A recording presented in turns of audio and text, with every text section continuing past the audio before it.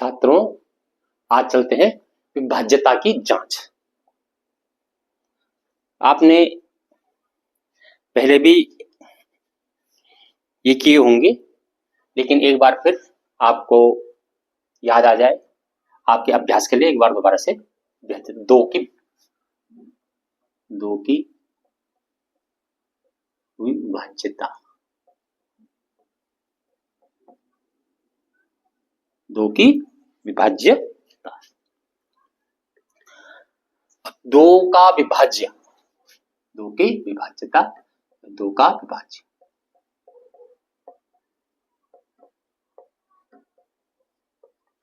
बहुत सरल है। कई बार सम में भी पूछा जाता है कि जिस संख्या की इकाई में 2, 4, 6, 8 जीरो होता है वह सम संख्या होती है, या जिस संख्या में 2 का भाग पूरी बार चला जाता है वो सम संख्या होती है।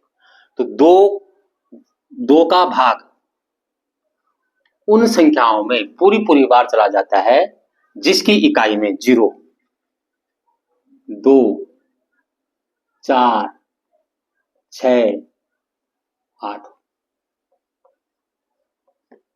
कहने का मतलब यह है कि जिस संख्या की इकाई में 0, 2, 4, 6, 8 हो, उस संख्या में 2 का भाग पूरी बार चला जाता है, उसमें कोई भी शेष नहीं बचता। चाहे कितनी भी लंबी संख्या हो, उस संख्या में 2 का भाग पूरी बार चला जाता है। ये तो आप सबको याद भी होगा और पता भी होगा। 3 का विभाज्य। अब 3 का विभाज्य क्या है? संख्या के अंकों का जोड़ में, क्या है? संख्या के अंकों के जोड़ में,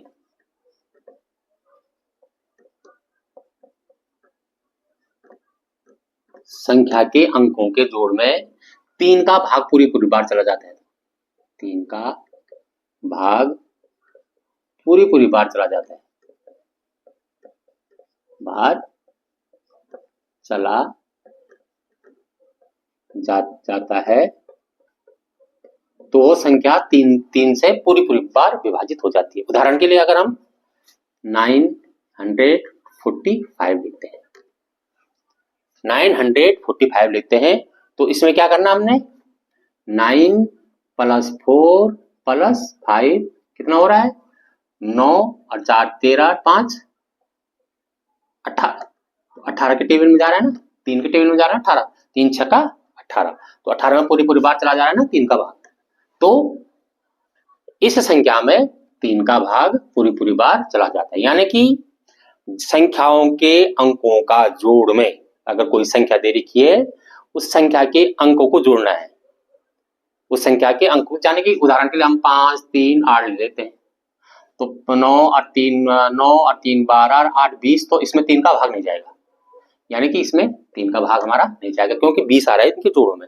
इनके जोड़ में क्या आ रहा है? 20 आ रहा है। 9 3 + 8 = 20, तो ये 20 आ रहा है इसमें। तो जब इनके उसमें 20 आ रहा है तो 9 के टेबल इसमें नहीं आता है, 9 का भाग इसमें पूरी बार नहीं जाता है, तो इस संख्या में भी 9 का भाग 3 का भाग पूरी बार नहीं जा सकता है। इस संख्या में 3 का भाग पूरी बार नहीं जा सकता है, क्योंकि इन संख्याओं का जोड़ 20 हो रहा है और 20 में 3 का भाग पूरी बार नहीं जा रहा है, तो इस संख्या में भी 3 का भाग पूरी बार नहीं जाएगा। अब अगली संख्या 4 लीजिए। 4 लीजिए, अगली संख्या 4 का विभाज्य। 4 का विभाज्य कोई बड़ी संख्या है, 4 का विभाज्य लेने के लिए तो सबसे पहले सीधे तो जिस संख्या के अंत में 2 जीरो हो, जिस संख्या के अंत में 2 जीरो हो, उस संख्या में 4 का भाग पूरी बार चला जाता है। जिस संख्या के अंत में 2 जीरो हो, उस संख्या में 4 का भाग पूरी बार चला जाता है। या जिस संख्या के अंतिम दो अंकों में, जिस संख्या के अंतिम दो अंकों में 4 का भाग पूरी बार जाएगा, 4 का भाग पूरी बार चला जाएगा, पूरी बार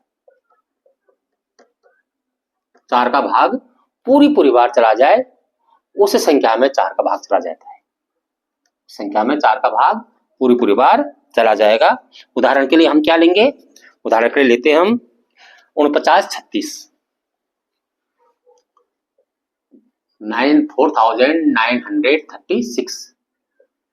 4936, 4936।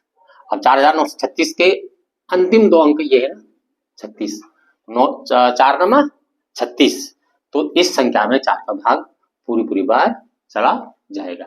इस संख्या में हमारा 4 का भाग हमारा पूरी बार इस संख्या में चला जाएगा।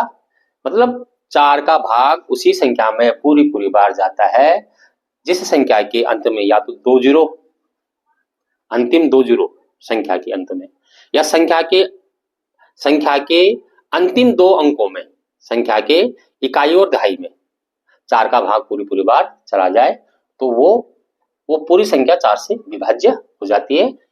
ठीक है ना। अब आगे देखिए 5 का विभाज्य। 5 का विभाज्य बहुत सरल है, आपको पता ही होगा।